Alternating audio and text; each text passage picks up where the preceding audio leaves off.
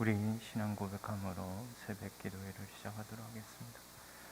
전능하사 천지를 만드신 하나님 아버지를 내가 믿사오며 그 외아들 우리 주 예수 그리스도를 믿사오니 이는 성령으로 잉태하사 동정녀 마리아에게 나시고 본디오 빌라도에게 고난을 받으사 십자가에 못 박혀 죽으시고 장사한 지 사흘 만에 죽은 자 가운데서 다시 살아나시며 하늘에 오르사 전능하신 하나님 우편에 앉아 계시다가 저리로서 산자와 죽은 자를 심판하러 오시리라. 성령을 믿사오며 거룩한 공예와 성도가 서로 교통하는 것과 죄를 사하여 주시는 것과 몸이 다시 사는 것과 영원히 사는 것을 믿사옵나이다. 아멘. 우리 찬송 420장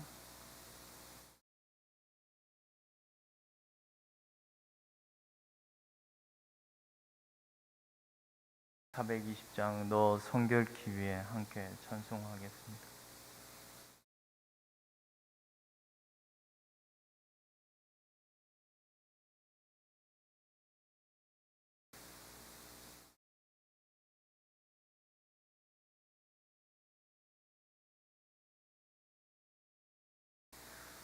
너 성결케 위해 늘 기도하며 너 주 안에 있어 늘 성경 보고 온 형제들 함께 늘 사귀면서 일하기 전마다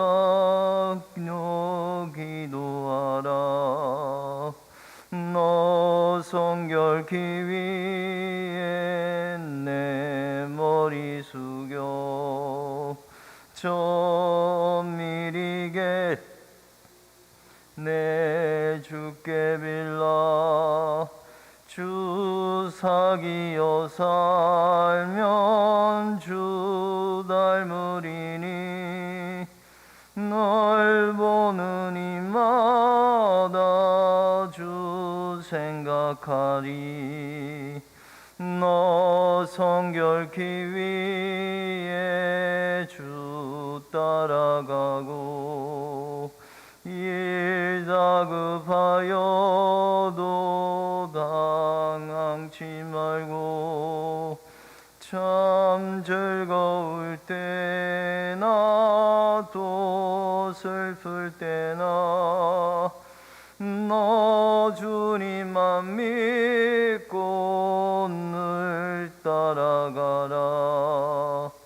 너 성결케 위해 늘 기도하며 내 소원을 주께 다 맡기어라. 너 성령을 받아 주 섬겨 살면 저 천국에 가서 더 잘 섬기리. 아멘. 오늘 말씀은 민수기 5장입니다.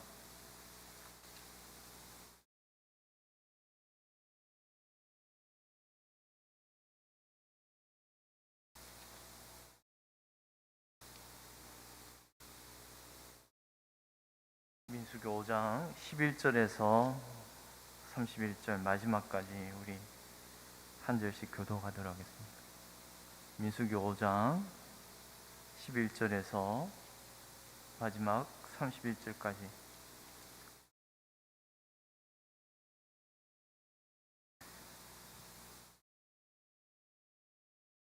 여호와께서 모세에게 말씀하여 이르시되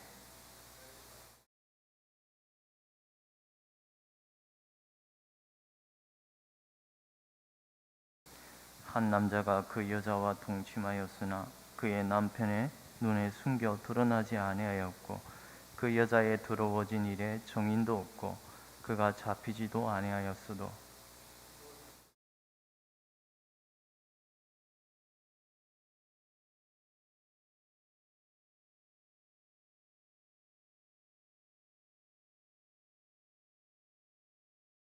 그의 아내를 데리고 제사장에 이르러 가서 그를 위하여 보리 가루 10분의 1 에바를 헌물로 드리되 그것에 기름도 붓지 말고 유황도 두지 말라.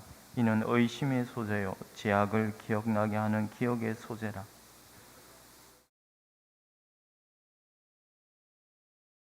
토기에 거룩한 물을 담고 성막 바닥에 티끌을 취하여 물에 넣고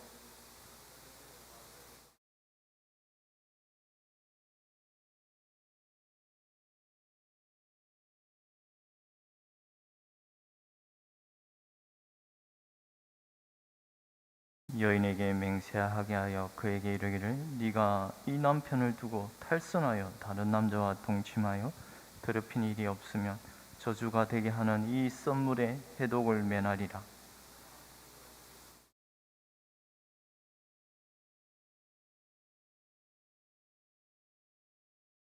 제사장이 그 여인에게 저주의 맹세를 하게 하고 그 여인에게 말할지니라. 여호와께서 네 넓적다리가 마르고 네 배가 부어서 네가 네 백성 중에 저주거리 맹세거리가 되게 하실지라.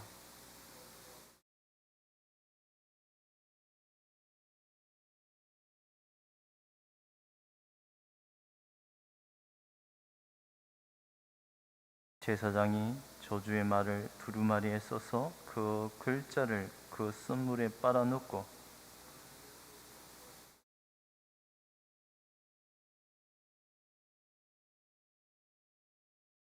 제사장이 먼저 그 여인의 손에서 의심의 소재물을 취하여 그 소재물을 요 앞에 흔들고 제단으로 가지고 가서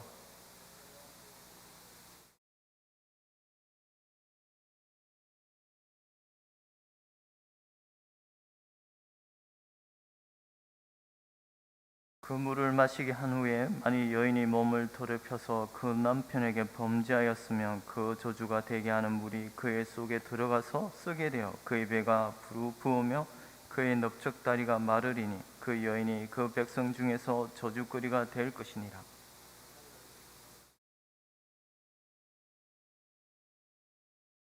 이는 의심의 법이니 아내가 그의 남편을 두고 탈선하여 더럽힌 때나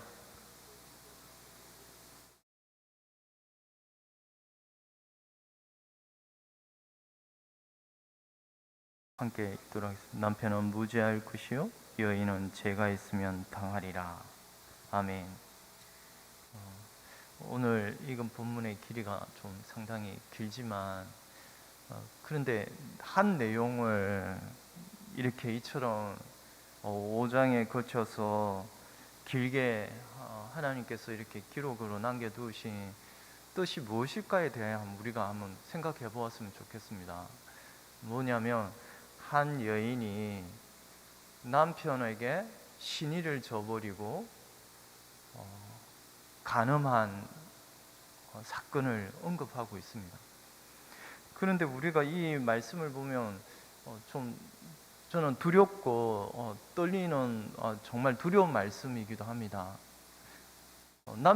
저는 남자이지만 이 말씀을 읽으면 너무 두려워요. 저주의 맹세를 제사장 앞에 가서 그 당사자 남편과 아내를 세우고서 아내에게 저주의 맹세를 하게 합니다. 네가 만약 그런 일이 범하였다면 이 쓴 독이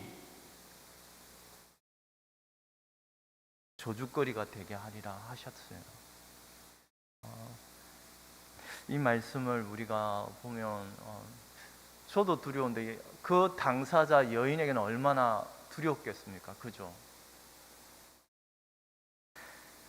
그런데 왜 이토록 하나님께서 이렇게 엄격한 기준과 엄격한 자리에서 남편과 아내를 그 자리에 세운 이유가 무엇일까요?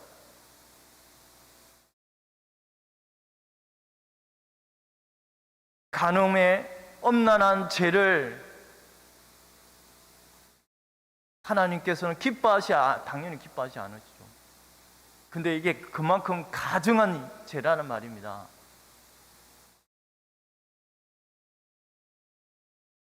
모르겠습니다. 아내들, 여자들에게서 이 말씀이 너무 남편에게 책임을 조금 간과하고 여자에게만 책임을 돌리고 있지 않은가? 단순히 어떤 한 의심만으로 이런 아내를 제사장에 데려가서 가혹한 수치스러운 것을 당하게 하는 것은 너무 심하지 않은가? 그런데 여러분, 이 사건을 이렇게 길게 언급하고 있지만 그 모든 가정을 다 생략해 버렸다고 생각합니다. 왜냐하면 남편이 아내에게서 이미 질투의 영을 일으키는 그런 모든 의심스러운 상황과 그런 걸 다 만들었단 말입니다. 그런 내용을 다 생략했죠.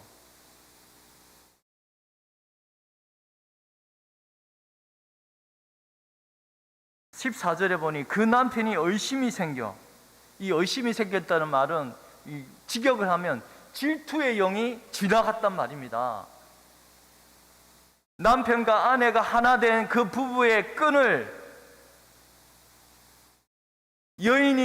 아내가 다른 남편을 향하여, 다른 남자에게 향하여 충분한 그 본 남편이 의심을 살 만한 그러한 행위를 함으로 말미암아 남편에게서 질투의 영을 지나갔다고 말합니다.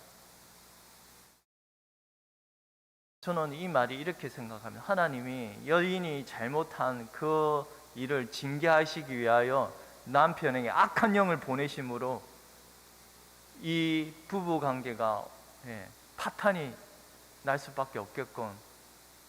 물론 모든 그 기책 사유는 여인에게 있죠. 만약에 그 여인이 그만한 신의를 저버렸다면,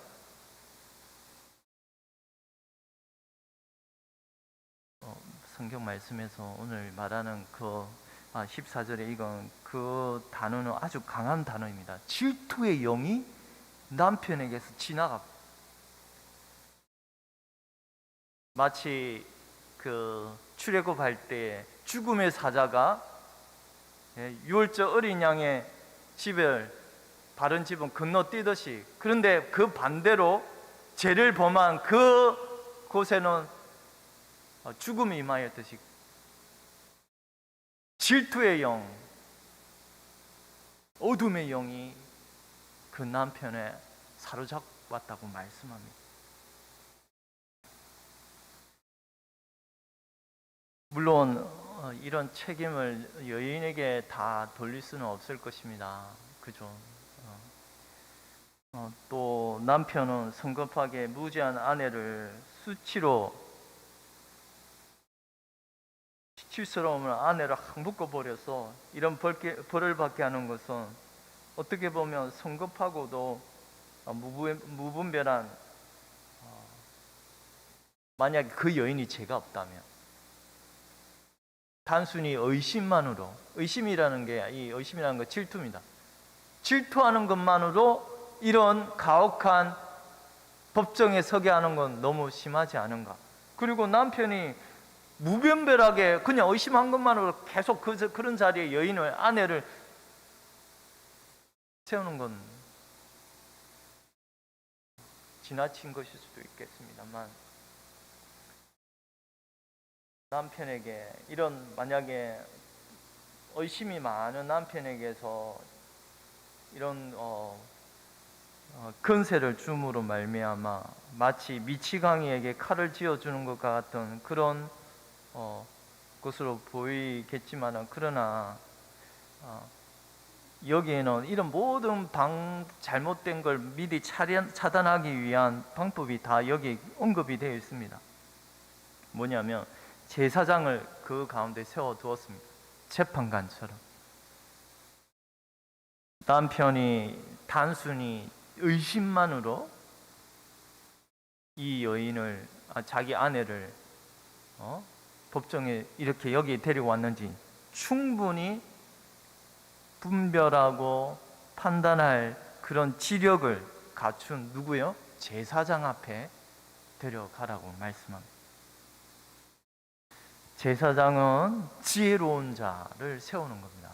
하나님의 성령이 그 위에 임한, 우리가 이미 배웠다시피 전도서는 지혜로운 자라에 대해서 말씀하잖아요.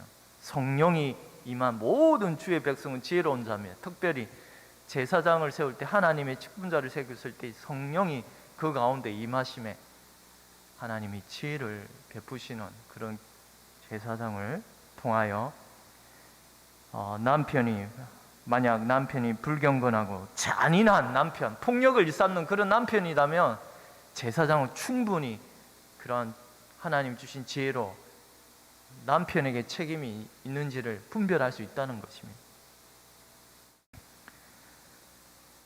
누구에게 기책 사유가 남편과 아내를 그 신의를 저버린 그 일이 누구에게 있는지를 충분히 살펴볼 수 있는 분별력을 가진 자가 바로 제사장, 하나님께 그래서 제사장을 세워주셨습니다. 제사장은 유심히 살펴서 이 송사가 무변별하게 고소하였는지 이것을 잘 살펴서 일을 처리할 그런 중책을 맡은 자였습니다. 남편의 잘못인지 14절 후반부에는 남편이 의심하여서 여자가 더럽혀지지 아니하였던지 여자가 전혀 죄를 저지르지 않았는지 바로 이걸 분별하라고. 그러니 이런 모든 어떤 잘못된 가정을 이미 차단할 수 있는 그런 중책을 또 제사장이 맡았습니다. 또 여인들이 이런 불평과 불만, 왜 우리들에게만 이런 일을.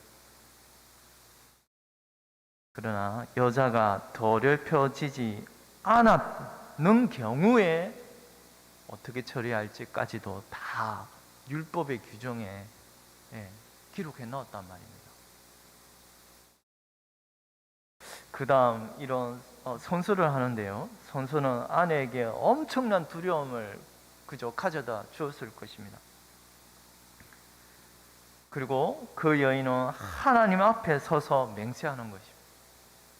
그리고 머리는 풀어진 채 아무것도 그 머리를 덮은 것이 없는 그냥 그대로 풀어진 채 서서 맹세합니다. 수치스러운 거죠. 그리고 그녀에게 물을 마시게 하는데요,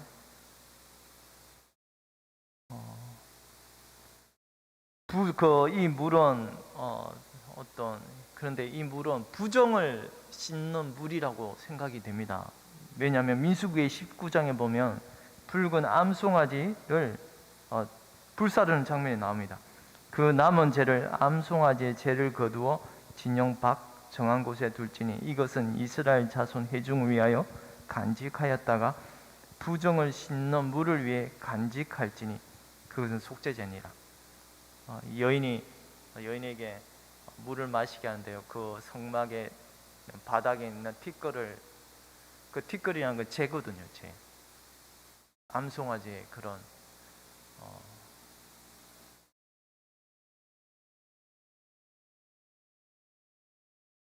여자가 많이 남편에게 신의를 저버리고 간음죄를 범하였다면 이런 여인에게 이런 경고의 말씀을 합니다. 우리 21절 22절을 함께 읽도록 하겠습니다. 제사장이 그 여인에게 저주의 맹세를 하게 하고 그 여인에게 말할지니라. 여호와께서 네 넓적 다리가 마르고 네 배가 부어서 네가 네 백성 중에 저주거리 맹세거리가 되게 하실지라. 이 저주가 되게 하는 인물이 네 창자에 들어가서 네 배를 붓게 하고 네 넓적 다리를 마르게 하리라 할 것이요. 여인은 아멘 아멘 할지니라. 여러분은 하나님의 말씀이 온갖 축복의 말로만 기록된 것이나 된 것이라 착각하고 있지 않나요? 오늘 말씀은 하나님이 저주의 맹세를 하시게 하십니다. 신명기에는 물론 축복을 우리가 좋아하죠. 복을 좋아하죠. 그러나 하나님 그 반대의 저주의 맹세를 하게 하십니다. 죄를 두려워하라는 말입니다.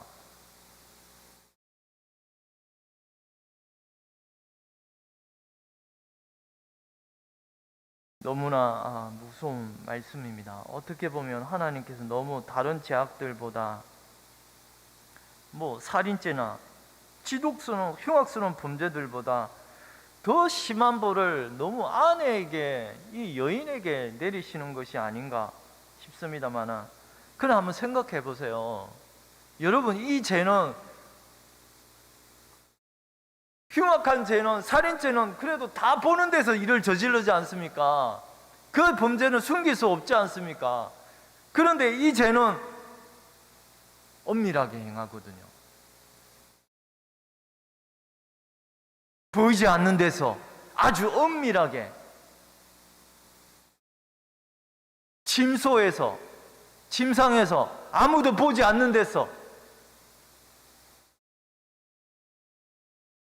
저는 이런 뜻이 담겨 있다고 생각합니다. 하나님이 왜 이처럼 이렇게 흉악하고, 다른 범죄들보다 마치 오늘 본문에서는 여인에게 너무 가혹한 심한 벌을 내리시는 것이 아닌가, 이런 의심이 들 정도로 왜 이렇게 엄하게 말씀하시는가.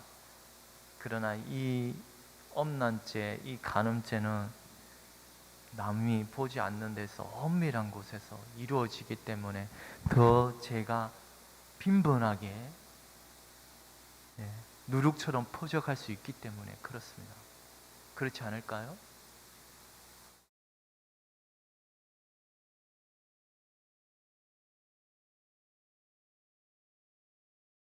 잠언 말씀에는 이런 말씀이 있습니다.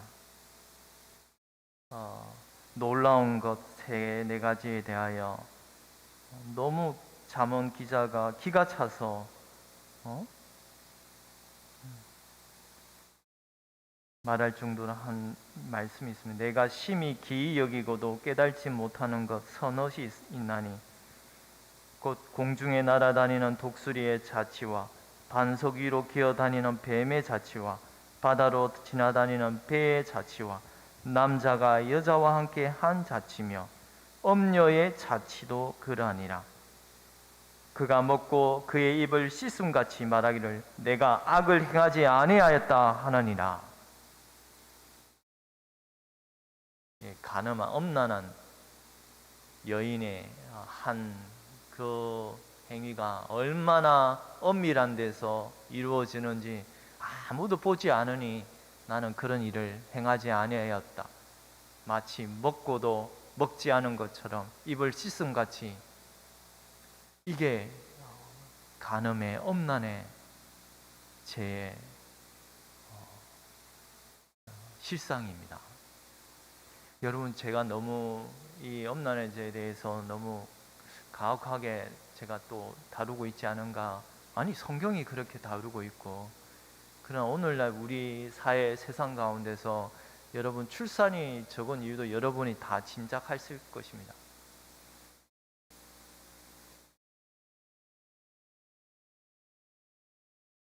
이 성적 문란함이 얼마나 심각하게 퍼져 있는지 우리가 정말 경각심을 가져야 합니다. 왜냐하면 이 죄는 남이 보지 않는 남녀와의 단둘의 엄연한 자리에서 이루어지기 때문입니다. 아무도 보지 않기 때문에.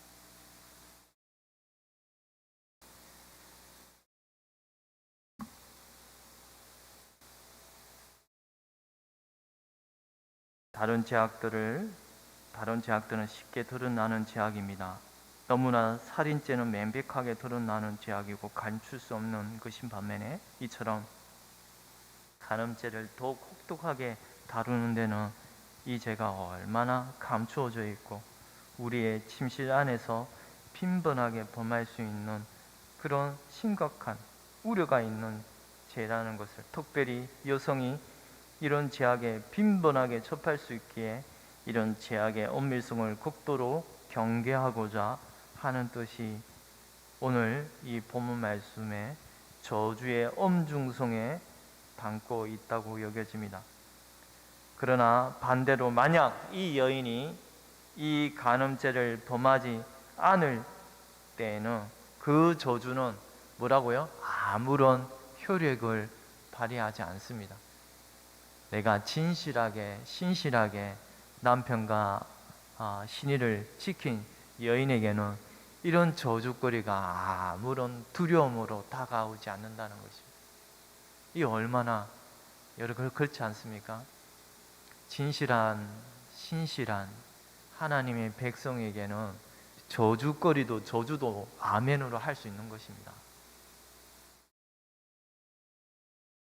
축복만 아멘 하는 것이 아니라 정말 신실한 여인은 그 저주를 아멘으로 받을 수 있는 것입니다. 그 저주는 자기와는 아무 상관이 없기 때문입니다.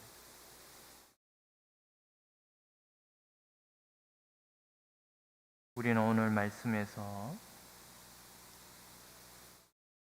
우리가 늘 하나님 아버지 앞에 이 두 당사자를 누구 앞에 세웠다고요? 제사장 앞에 세웠지만 그건 하나님 앞에 세운 것입니다. 우리는 늘 우리의 시선이 하나님 앞에 서 있음을 늘 기억해야 합니다. 하나님을 두려워하며 그리고 자신의 마음 가운데 나의 더러움, 나의 마음에 부패한 생각들을 늘 살펴보면서 이런 죄를 멀리하며 행여나 그 죄악에 물들어 있다면 성령을 의지하면서 그 죄를 끊게 하시는 이런 은혜가 신자에게는 있는 것입니다. 기도드리겠습니다.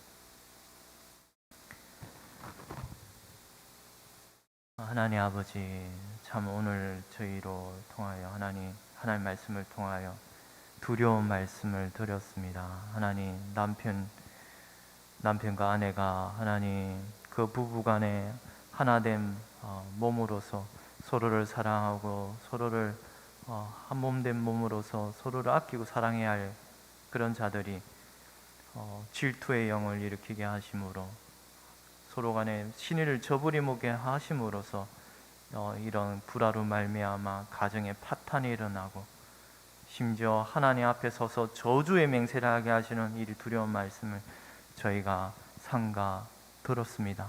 하나님 아버지, 저희로 하여금 하나님 늘 이런 간음한 엄란한 죄를 멀리하게 하시고 행여나 우리 마음 가운데 이런 생각이 들 때마다 하나님 은혜를 베풀어 주셔서 저희가 성령의 은혜로 말미암아 이런 죄를 끊어가게 하시는 복된 하나님의 나라가 우리 심령 가운데 넘치게 하여 주시옵소서. 오늘 이번 한 주간도 하나님의 말씀을 삼가 두려워하며 하나님 아버지 앞에 늘 서 있음을 주의 백성들이 기억하는 가운데 거룩한 삶을 살아갈 수 있도록 은혜를 베풀어 주시옵소서. 또한 하나님 귀한 선교 헌금을 드렸습니다. 하나님 이런 물질적인 모든 것 가운데 무엇보다도 우리의 마음과 전부를 하나님 아버지 앞에 드림을 기억하게 하시고 이 모든 것이 선하게 협력하여 하나님의 나라가 정진되는 이런 복되신 은혜가 있게 하여 주시옵소서. 감사하고 이 모든 것 우리 주 예수 그리스도의 이름으로 기도드리옵나이다. 아멘. 하늘에 계신 우리 아버지여, 이름이 거룩히 여김을 받으시오며 나라에 임하옵시오며 뜻이 하늘에서 이루어진 것 같이 땅에서도 이루어지이다. 오늘날 우리에게 일용할 양식을 주옵시고 우리가 우리에게 죄 지은 자를 사하여 준 것 같이 우리 죄를 사하여 주옵시고 우리를 시험에 들게 하지 마옵시고 다만 악에서 구하옵소서. 대개 나라와 금세와 영광이 아버지께 영원히 있사옵나이다. 아멘.